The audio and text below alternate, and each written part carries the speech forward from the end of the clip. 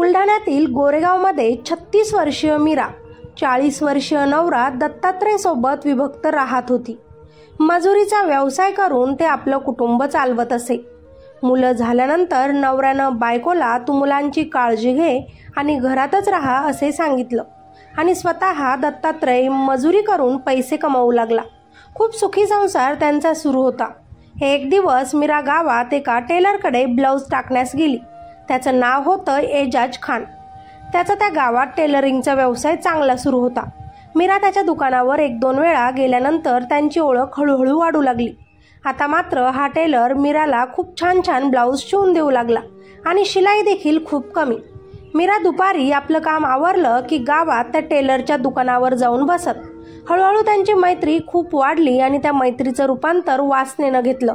नवरा दत्तात्रयला याबद्दल काहीच कल्पना नव्हती, परंतु गावातच राहत असणाऱ्या दत्तात्रयची आई आणि भाऊ यांना बाहेरून मीराबद्दल बातमी ऐकू यायला लागली। गावातील टेलरचं आणि तुमच्या मोठ्या सुनेचं नाव सोबत जोडलं जात आहे। दुपारी बऱ्याच लोकांनी मीराला त्या दुकानात पाहिले आहे असेच त्यांच्या ओळखीतले लोक त्यांना सांगत। पण जेव्हा खरंच लक्ष ठेवल्यावर दत्तात्रयच्या आईनं सून मीराला त्या दुकानात वारंवार येताना बघितलं, हसताना त्या टेलरला टाळी देताना बघितलं, तेव्हा तिला धक्काच बसला। वाद करून आपल्या मुलाला आपल्यापासून दूर करणारी सून आपल्या मुलाला धोका देते आहे की काय असा विचार करत दत्तात्रयच्या आईनं ही गोष्ट लगेच आपल्या मुलाच्या कानावर घातली। परंतु आईच्या बोलण्यावर दत्तात्रयनं विश्वास ठेवला नाही। माझी बायको असे कधीच करू शकणार नाही, तुमचा गैरसमज होत असेल असे दत्तात्रय आईस म्हणाला आणि बायकोला पण राग न येऊ देता मीरा तू त्या दुकानात जास्त जाऊ नकोस, लोक नावं ठेवतात म्हणाला। माझा जरी तुझ्यावर विश्वास असला तरी लोकांच्या तोंडावर आपण बोटं ठेवू शकत नाही, त्याने तिला समजावले। नवऱ्याचा आपल्यावर डोळे झाकून विश्वास आहे याचाच फायदा बायको मीराने घेतला। 45 वर्षीय एजाज सोबत ती बिंदासपणे बोलत दुपार झाली की त्याच्या दुकानावर जात। दुपारची गर्दी कमी असल्यानं त्या दोघांनाही कुणाची भीती नसत, म्हणून त्यांच्यात शारीरिक संबंधही प्रस्थापित होत। नवरा आपल्यावर विश्वास ठेवून आहे असं मनाशी बाळगत मीराने ही एजाज सोबत गुपचूप अनैतिक संबंध ठेवले। आता नेहमीच कधी मीरा दुकानावर जात तर कधी प्रियकर घरी येत, पण सत्य जास्त दिवस लपत नसते। एक दिवस दुपारी अचानकच घरी आल्यावर आपली बायको फोनवर बोलत असल्याचं दत्तात्रयनं ऐकलं आणि तिचे असले वाईट बोलणे ऐकून त्याच्या पायाखालची जमीन सरकली। त्या दिवशी आपली आई खरं बोलत होती यावर त्याचा विश्वास पटला। हातातील खाऊची पिशवी चिडूनच खाली फेकत तो रागातच गावात त्या टेलरच्या दुकानावर गेला व त्याची कॉलर पकडत त्याला शिवीगाळ करू लागला। माझ्या बायकोवर वाईट नजर टाकण्याची तुझी हिंमत कशी झाली विचारू लागला। बरीच गर्दी आता त्या दुकानाजवळ जमली। तसेच पूर्ण गावातही त्यांच्या अनैतिक संबंधांचा बोभाटा झाला होता।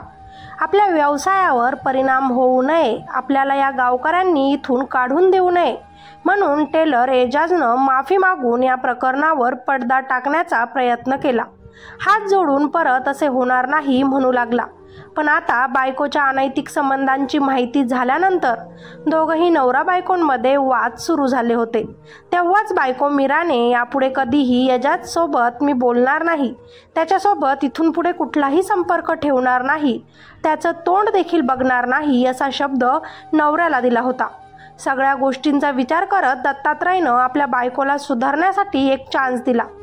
त्यांच्याच गावात मजुरीचे काम न करता आता त्यानं दुसरीकडे जाऊन काम करण्याचा निर्णय घेतला आणि बायको मुलांना घेऊन मजुरीसाठी दत्तात्रय अहमदनगरला निघून गेला। पण तरीही फोनवर चोरून बायको मीरा कधी कधी प्रियकराशी बोलत राहिली। काहीच महिन्यांनंतर त्यांच्या गावात एक जमीन विक्रीला निघाली होती, म्हणून जमीन खरेदीच्या कामासाठी 14 मार्च रोजी हे नवरा बायको गावाकडे परत आले होते। दत्तात्रय जमिनीच्या कामांमध्ये परत व्यस्त राहिल्याचा फायदा घेत मीरा आणि एजाजचे फोनवर बोलणे परत सुरू झाले होते। पहिल्या झालेल्या गोष्टी सगळे विसरले असे समजून बायको मीरा आणि प्रियकर यांच्यातील अनैतिक संबंध परत एकदा बहरले। परंतु नवऱ्याच्या धाकाने तिला प्रियकराला रोजच भेटता येत नव्हते। त्या प्रियकराला सुद्धा शारीरिक संबंधांची सवय लागली होती, परंतु या दोघांना त्यांच्या नात्यात दत्तात्रय अडसर वाटू लागला, कारण तो बायकोला वारंवार फोन करून विचारत, कधीही घरी न सांगताच परतत असे, बायकोवर नजर ठेवत असे. म्हणून प्रियकरासोबत बोलणं भेटणं मीरासाठी खूप कठीण होतं. पण जर नवराच राहिला नाही तर आपल्याला कायमस्वरूपी एकत्र राहता येईल, एकमेकांसोबत लग्नही करता येईल. म्हणून दत्तात्रयला मारण्याचंच या दोघांनी ठरवलं आणि त्याचा कायमचा काटा काढण्याचा कट त्या दोघांनीही त्या दिवशी रचला. नेहमीप्रमाणे दुपारी न सांगताच दत्तात्रय घरी आला होता. बाहेर ऊन पडलं होतं, म्हणून काम करायला न जाता त्यानं घरातच आराम करायचे ठरवले. तेव्हाच दुपारी दत्तात्रय घरातील पलंगावर आराम करत असताना बायको मीरा व तिचा प्रियकर यजाज खान या दोघांनी मिळून दोरीनं गळा आवळून दत्तात्रयचा अगदी निर्घृणपणे जीव घेतला.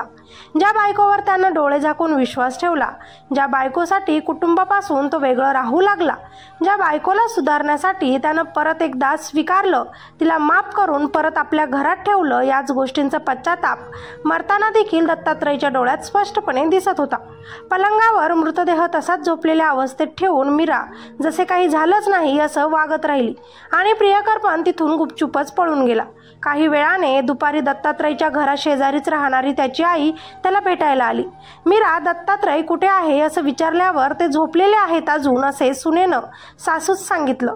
त्यानंतर आणखी 2 तासांनी पुन्हा त्याची आई आली, तेव्हाही ते झोपलेलेच आहे असेच उत्तर सुनेनं सासूला दिलं. आईला मात्र काहीतरी गडबड असल्याचा संशय आला. आपला मुलगा दुपार उलटूनही झोपेतून का उठला नाही हे बघायला गेलेल्या त्याच्या आईला दत्तात्रय हा पलंगावर निश्चित शांत पडलेला पाहून धक्काच बसला. आईने मुलाला हलवले पण तो उठत नव्हता, त्याचा श्वास बंद होता. त्यामुळे आईनं लगेचच दत्तात्रयला दवाखान्यात नेलं, परंतु डॉक्टरांनी त्याला मृत घोषित केलं. ही बातमी पूर्ण गावात पसरताच सगळ्यांनी दत्तात्रयच्या घराकडे धाव घेतली. चिखली येथील उपजिल्हा रुग्णालयात त्याचे शवविच्छेदन करण्यात आले आणि तेव्हा गळा आवळून त्याचा मृत्यू झाल्याचं समोर आलं. आईचा आधीच सुनेवर संशय होता. मुलगा का उठत नाही तिनं मीराला विचारलं होतं, पण तेव्हा उडवाउडवीचे उत्तर सुनेनं दिले होते. म्हणून दत्तात्रयच्या आईनं लगेचच पोलीस स्टेशन गाठलं. सून मीरा व तिच्या प्रियकर यजाज विरुद्ध तक्रार नोंदवली.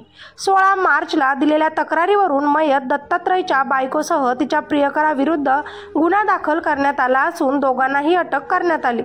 अगोदर त्यांनी उडवाउडवीची उत्तरं दिली, परंतु पोलिसी रुबाब पोलिसांनी दाखवल्यावर मीरा बोलू लागली. तिने यजाज खानच्या मदतीनं आपल्या नवऱ्याचा गळा आवळल्याचं कबूल केलं. त्यांच्यावर गुन्हा दाखल होऊन ते आज गजाआड आपली शिक्षा भोगत आहेत.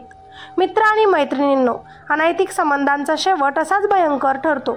परपुरुषासाठी आपल्या सोन्यासारखा संसार उद्ध्वस्त करू नका. कर्माचे फळ हे ह्याच जन्मात फेडावे लागते हे विसरू नका. बाकी अनैतिक संबंधात अडसर ठरत असल्यानं प्रियकराच्या मदतीनं बायकोने झोपलेल्या नवऱ्याचा दोरीने गळा आवळून खून केल्याची गोरेगावच्या सत्य घटनेबद्दल तुम्हाला काय वाटतं?